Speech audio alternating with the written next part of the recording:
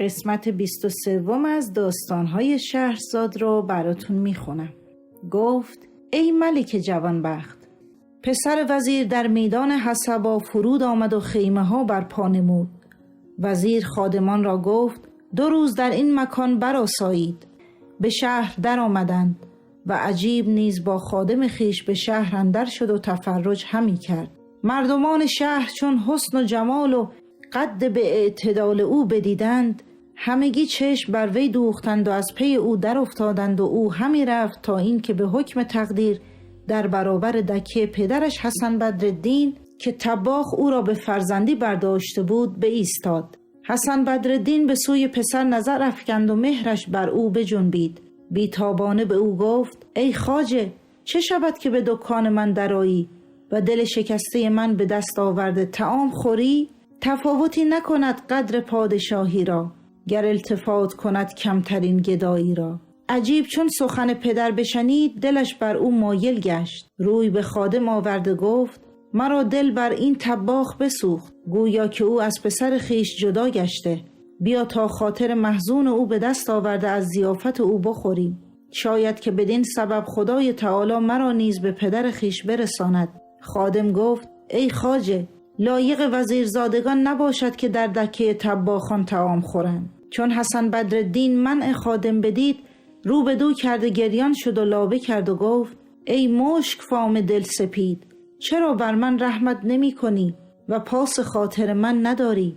خادمک را ستایش او خوش آمد و دست عجیب را گرفته به دکان برد. حسن بدرالدین حب الرمان پخته بود، در حال برخاست ظرفی را حب الرمان آورده شکر بر وی بیامیخت و با عجیب گفت: بخور که تو را نوش باد. عجیب با پدر خود گفت: بنشین و با ما طعام بخور، شاید که خدای تعالی ما را به مقصود رساند و گمگشته ما پدید آورد.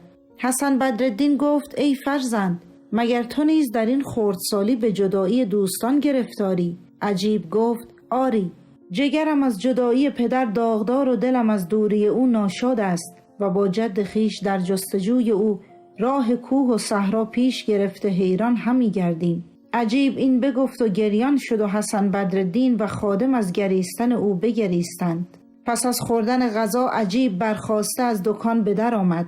حسن بدرالدین دید که روانش از تن همی رود و طاقت جدایی نیاورده دکان ببست و از پی ایشان روان شد. خادم را به وی نظر افتاد، گفت: ای خیره مرد، چرا از پی ما روانی؟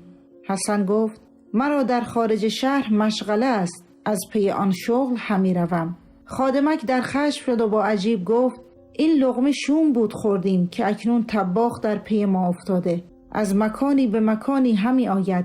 عجیب رو به طباخ کرده خشمالودش بنگریست و با خادم گفت: بگذار که از پی کار خیش رود. هر وقت که ما به خیمه ها نزدیک شویم و او را در پی خیش ببینیم، آنگاه او را برانیم و بیازاریم. حسن بدرالدین گفت: تو خواهی آستین افشان و خواهی رو در هم کش، مگس جایی نخواهد رفت از دکان حلوایی. عجیب با خادمک روان شد و حسن بر اثر ایشان همی رفت تا به خیمه ها نزدیک شدند. آنگاه عجیب نگاه کرده حسن را در پی خود یافت. خشمگین گشته سقطش گفت و سنگی گرفته بر جبینش زد. حسن را جبین بشکست و بی خود افتاده. خون از جبینش روان شد و عجیب با خادم به خیمه ها در آمدند و اما حسن بدرالدین چون به خود آمد، خون از رخ پاک کرده و پاره‌ای از دستار خود بریده بر جبین بست و خیشتن را ملامت کرده گفت: من به آن کودک ستم کردم و دکان بسته در پی او بیافتادم تا این که بر من گمان بد برد. پس حسن بدرالدین به سوی دکان بازگشت و از مادر خیش و شهر بصره یاد کرده بگریست. و اما شمس الدین وزیر 3 روز در دمشق بماند. روز 4 به سوی بصره روان شد. چون به بصره رسید، در منزلی فرود آمده برآسود. پس از آن نزد سلطان بصره شد. سلطان حرمت او را بداشت و از سبب آمدنش باز پرسید. وزیر قصه خود فرو خواند و به سلطان بنمود که علی نورالدین نام برادری داشته. سلطان چون نام نورالدین بشنید، برای او آمرزش طلبید و گفت: ای وزیر، او وزیر من بود، من او را بسی دوست می داشتم. 12 سال پیش از این سپری شد. پسری بر جای گذاشت و آن پسر ناپدید گشته خبر او به ما نرسید. لکن مادر آن پسر که دختر وزیر نخستین من بود نزد من است. چون شمس الدین از ملک شنید که مادر پسر برادرش زنده است، فرحناک شد و گفت: ای ملک، اجازت ده که او را ببینم. ملک دستوری داد. شمس الدین به سوی خانه برادر آمد و چشم بر در و دیوار آن بیانداخت و عتبه او را ببوسید و برادرش نورالدین را به خاطر آورد و از غربت او یاد کرده بگریست و این دو بیت خواند: از روی یار خرگهی ایوان همی بینم تهی، و از قد آن سرو سهی خالی همی بینم چمن. بر جای رطل و جام می گواران نهادستند پی، بر جای جنگ و نای و نی آواز زاغ است و زغن. پس از آن به خانه اندر شد. نام نورالدین را دید که به آب زر بر دیوارهای خانه نوشته‌اند. بر آن نام نقش گشته. نزدیک شده او را ببوسید و بگریست. پس از آن به مکانی که مادر حسن بدرالدین در آنجا بود برسید و مادر حسن از روزی که پسرش ناپدید شده بود صورت قبری ساخته شبانه روز بر آن قبر همی گریست.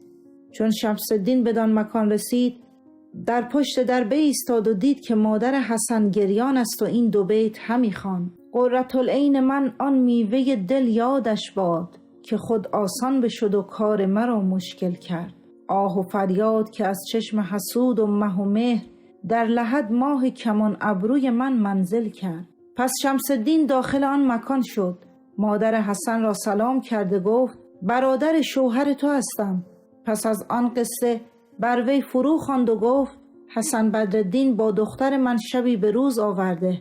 دخترم از او پسری زاده است و اکنون آن پسر با من است. چون مادر حسن خبر پسر بشنید و دانست که او زنده است، برخاسته در پای برادر شوهر افتاد و بر دست او بوسه داد و این دو بیت خواند: مژده ای دل که دگر باد صبا باز آمد، هدهد خوشخبر از طرف صبا باز آمد. چشم من از پی این قافله بس آه کشید، تا به گوش دلم آواز درا باز آمد. پس از آن وزیر فرمود که عجیب پسر حسن بدرالدین را بیاورند. چون عجیب را حاضر آوردند، جده او را در آغوش گرفته بگریست. شمس الدین گفت: این نه وقت گریستن است، بلکه باید ساز و برگ رحیل کنی و با ما به دیار مصر روان شوی. امید است که خدای تعالی پراکندگی ما را جمع آورد. مادر حسن در حال برخاسته ذخیره ها و کنیزکان خود را جمع آورد و شمس الدین نزد سلطان بصره شد. او را ودا کرد و سلطان بصره هدیه ها به سوی ملک مصر فرستاد و همان روز وزیر با زن برادر خود روان شدند و همی رفتند تا به دمشق برسیدند و در آنجا فرود آمدند. وزیر با خادمان گفت: هفته‌ای در این شهر خواهیم بود تا تحفه‌های لایق برای سلطان مصر فراهم سازیم. عجیب با خادمک گفت: تفرج را بسی شوقمندم، برخیز تا به بازار دمشق رویم و ببینیم که بر آن طباخ که طعام او را خورده و جبینش را شکستیم چه ماجرا رفته. خادم فرمان پذیرفت. در حال عجیب و خادمک از خیمه ها به در آمدند و عجیب را مهر پدری به سوی طباخ همی کشید تا به دکان طباخ برسیدند. حسن بدرالدین را دیدند که در دکان ایستاده است. اتفاقا حسن بدرالدین در آن روز نیز حب الرمان پخته بود. چون عجیب را بر پدر نظر افتاد و اثر سنگ بر جبین او بدید، مهرش بجنبید. او را سلام داده به او گفت: در این مدت مرا دل پیش تو بود. چون بدرالدین به سوی او نظر کرد، دلش تپیدن گرفت، خواست که با او سخن بگوید. زبان را یارای سخن گفتنش نبود. پس از آن گفت: چه شود که خاطر حزینم شادمان کنید و از طعام من بخورید ای پسر؟ به خدا سوگند من در پی تو نیفتادم، مگر اینکه مرا خرد به زیان رفته بود. عجیب گفت: به خدا سوگند تو دوستدار منی که در پی من افتاده ای و همی خواستی که مرا رسوا کنی. اکنون طعام تو را نخواهم خورد مگر اینکه سوگند یاد کنی که از دکان بر نیایی و بر اثر ما روان نشوی، وگرنه دیگر به سوی تو باز نگردم و ما هفته‌ای در این شهر مقیم هستیم. بدرالدین سوگندها یاد کرد. پس عجیب و خادم به دکان در آمدند.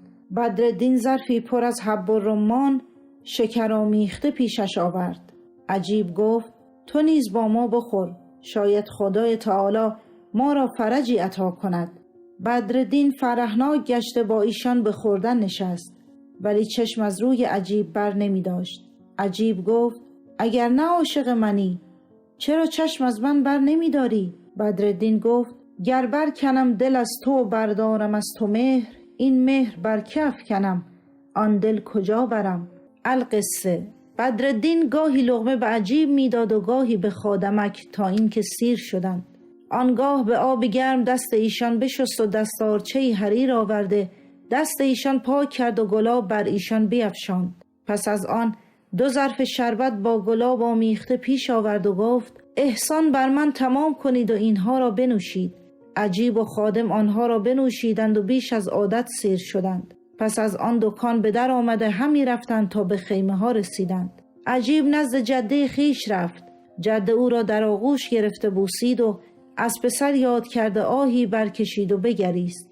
پس از آن با عجیب گفت: ای فرزند کجا بودی؟ عجیب گفت: در شهر دمشق بودم. در آن هنگام جده برخاست و ظرفی حب الرمان که شیرینی آن کم بود پیش عجیب آورد و با خادم گفت: بنشین و با خواجه خود حب الرمان بخور. خادم بنشست. عجیب لقمه برداشته شیرینی آن را کم یافت. چون سیر بود از خوردن آن آزرده شد و گفت: این چگونه طعامی است؟ جده گفت: ای فرزند چون است که طعام مرا نمیپسندی؟ و حال آنکه حب الرمان را کسی چون من نیکو نتوان پخت مگر پدر تو حسن بدرالدین. عجیب گفت: ای جده این طعام تو نیکو نبود، لکن ما به شهر اندر طباخی دیدیم که رایحه حب الرمان او به دلهای حزین فرح میبخشد و مردمان سیر به خوردن آن میل میکردند و این طعام را بر او نسبت نتوان داد. چون جده این سخن بشنید در خشم شد و به سوی خادم نظر کرد و گفت: چون قصه بدین جا رسید بامداد شد و شهرزاد لب از داستان فرو بست. دوستای عزیزم امیدوارم که لذت برده باشید. نظرات زیباتون رو واسم کامنت کنید.